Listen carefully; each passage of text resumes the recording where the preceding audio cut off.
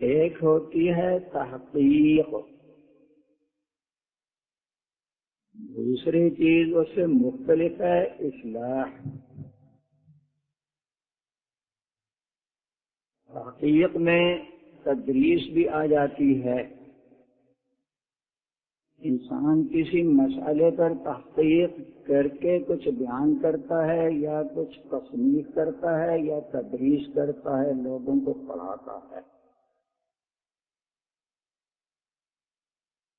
اس میں تو یہ ضروری ہوتا ہے کہ جو بات شروع کی ہے اسی پر بند ہو کر رہے، ذرا بھی ادھر ادھر نہ جائے۔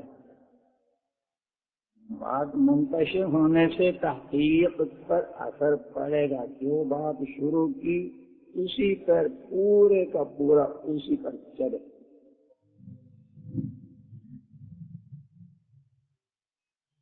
تحقیق کی دو تین صورتیں ہیں، یہی کہ کوئی تصنیف ہو یا یہ کہ کسی چیز کی تحقیق کر کے کوئی جس کو کہتے ہیں اسکولوں کالجوں میں لیکچر دینا، کسی چیز کا لیکچر دے رہا ہے، اسی کی صورت تدریس ہے، کوئی کتاب کسی فن کی پڑھا رہا ہے۔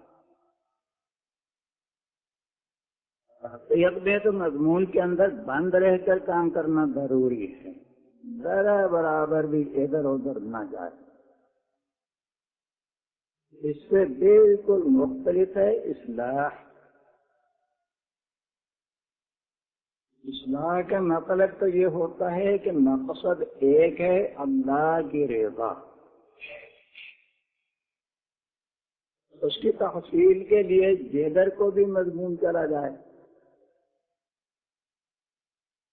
کراچی سے شروع کیا پہنچ گئے کہیں مکہ، مکہ سے شروع کیا پہنچ گئے مدینہ، کہاں سے بات شروع ہوئی کہاں کی کہاں پہنچ گئی، پوری دنیا میں پھرتے رہے۔ اصلاحی مضامین تو ایسے ہی ہوتے ہیں، مضمون بیان کرنے کا ارادہ کچھ ہو، پھر کسی پر نظر پڑ گئی، اس کو دیکھ کر اس کی اصلاح کی فکر ہوئی تو ادھر کو مضمون مڑ گیا، کسی پر نظر نہیں بھی پڑی، اللہ تعالی نے دل میں بات ڈال دی کہ حاضرین میں سے ایک کو یا کچھ لوگوں کو فلاں مضمون کی ضرورت ہے، ادھر کو اللہ تعالی مضمون کو موڑ دیتے ہیں۔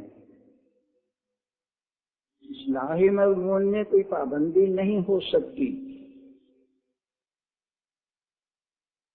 اگر اصلاحی مضمون بیان کرنے والا پابندی پر پابندی سے بولیں، ادھر ادھر کی بات نہ کریں، اس کی دلیل ہے کہ اللہ تعالی نے اس میں شان اصلاح رکھی ہی نہیں ہے۔ اصلاح کی شان ہوتی تو وہ پابند نہیں رہتا، وہ پابند صرف اسی کا رہتا ہے کہ اللہ کی رضا سامنے رہے، بس اس چیز کا پابند ہے، جو کچھ کہنے سے بھی حاصل ہو جائے۔ اس کی مثال ایسی ہے کہ جیسے طبیب کسی مریض کو دیکھ رہا تھا،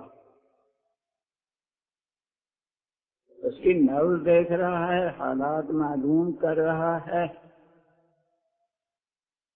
نسخہ لکھنے لگا یا لکھ رہا ہے،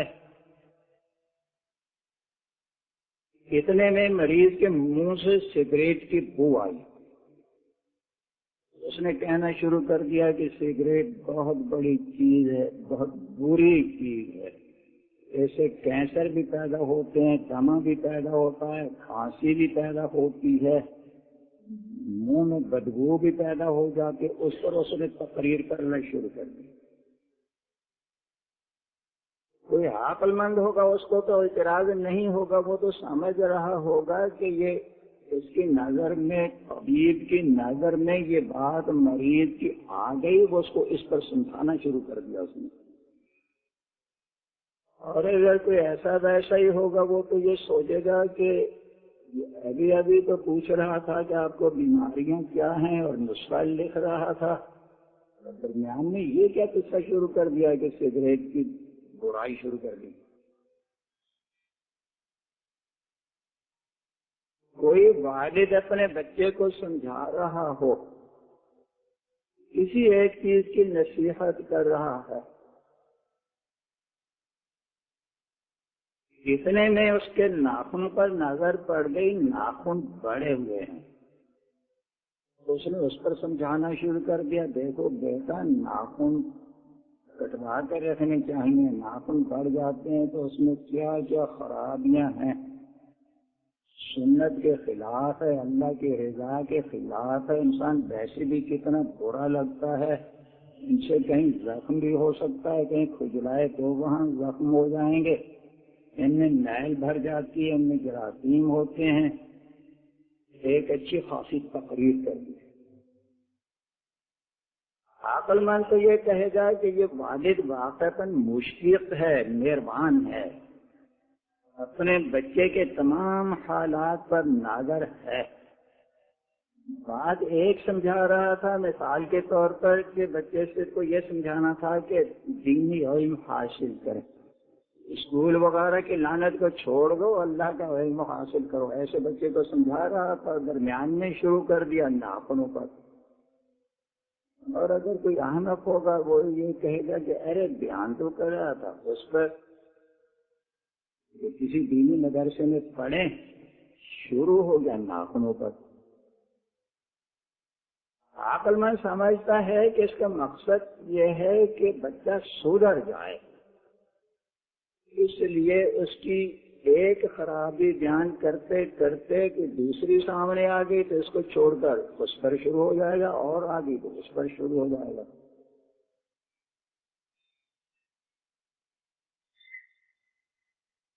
اسی طریقے سے قرآن کریم میں اللہ تعالی کا دستور یہی ہے۔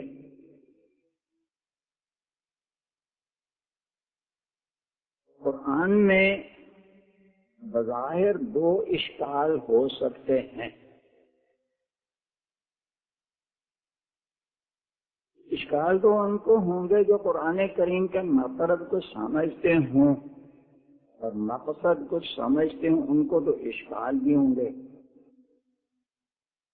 آج کل کے مسلمان کو کوئی اشکال نہیں ہوگا، اس لیے کہ اس نے تو یہ سمجھ رکھا ہے کہ قرآن اللہ نے نازل کیا ہے خوانیاں کر کر کے مٹھائیاں کھانے کھلانے کے لیے،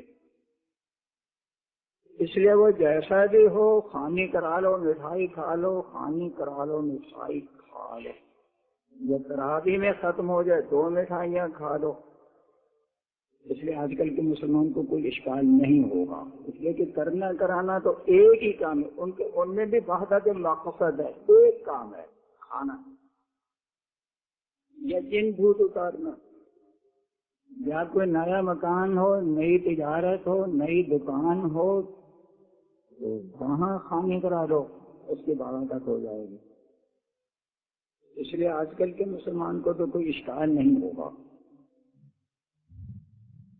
جو لوگ یہ سمجھتے ہیں کہ قرآن کریم کے مضامین پر غور کرنا ہے کہ قرآن کیا کہتا ہے، ترجمہ جانتے ہیں یا علماء سے سنتے رہتے ہیں، ان کو اشکال ہو سکتا ہے۔ وہ یہ کہ قرآن کریم میں ایک ایک حکم، ایک ایک قصہ اور ایک ایک عبرت کی بات، اس کو بار بار کیوں دہرایا، بار بار بار بار دہراتے ہی چلے جا رہے ہیں۔ ایک بار کہہ دیا اقیم الصلاۃ، نماز پڑھا کرو، اس بارے میں ایک بار آ جاتا ہے تو پتہ تو چل گیا کہ نماز پڑھنا فرض پڑھا کرو، مگر وہ کہتے ہی چلے جا رہے ہیں، معلوم نہیں کتنی بار۔ زکات دیا کرو، ایک بار فرما دیتے کافی تھا، جو ایک بار کو نہیں مانتا وہ 100 بار کہہ دیا جائے کہ ہم مانے گا، مگر پھر کہتے ہی چلے جا رہے ہیں۔ اللہ کی راہ میں مسلح جہاد کرو، مسلح جہاد قتال کرو، ایک بار فرما دیتے تو کافی تھا، مگر وہ شروع سے آخر تک شاید ہی کوئی صورت خالی ہو جس اس میں یہ حکم دیا ہو کہ قتال کرو، قتال صرف جہاد نہیں، قتال مسلح جہاد کرو، کہتے ہی چلے جا رہے ہیں۔ یہ تو احکام کی کچھ مثالیں ہو گئیں۔ قدرت کے لیے قصے، آدم علیہ السلام کا قصہ جو بیان فرمایا تو ایک بار بیان فرما دیا، پتہ چل گیا کیا قصہ ہے، مگر کتنی جگہ پھر بیان فرمایا، کئی جگہ۔ موسیٰ علیہ السلام کا قصہ بیان فرما دیا تو پتہ چل گیا کہ یہ قصہ، مگر پھر وہی کتنی بار۔ اسی طریقے سے دوسرے انبیاء کرام علیہم السلام کے قصے بیان فرمائے تو ایک بار نہیں، کئی بار وہی قصے، کئی بار۔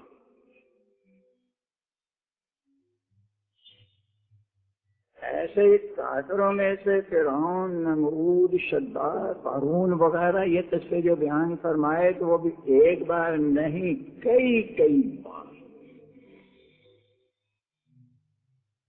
دو قسمیں ہو گئیں، احکام اور قصے۔ تیسری بات، اللہ تعالیٰ اپنے قدرت کی مثالیں بیان فرماتے ہیں۔ قدرت کا مضمون جو ایک بار بیان فرمایا تو یہ نہیں کہ دوسری بار کچھ اور قدرت کی باتیں بیان فرما دیں تو نہیں، وہی دوبارہ کئی بار۔ جو لوگ قرآن سمجھنا چاہتے ہیں ان کو اشکال ہو سکتا ہے کہ ایک بار تو ہم نے یہ بات سن لی، پھر کیوں؟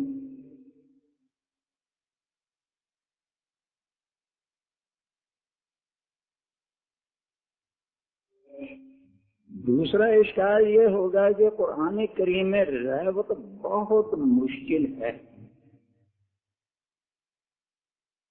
اور اگر شان نزول کو دیکھا جائے، ایک آیت نازل ہوئی بعد میں، قرآن کی ترتیب میں رکھی گئی ہے پہلے، اور کوئی نازل ہوئی پہلے مگر قرآن کی ترتیب میں رکھ دی گئی بعد میں، جن کو نزول کا علم ہے کہ کس موقع پر نازل ہوئی، تو ان کو اشکال ہو سکتا ہے کہ جیسے قرآن نازل ہوا ویسے کیوں نہیں رکھا گیا، ترتیب آگے پیچھے کیسے ہو گئی۔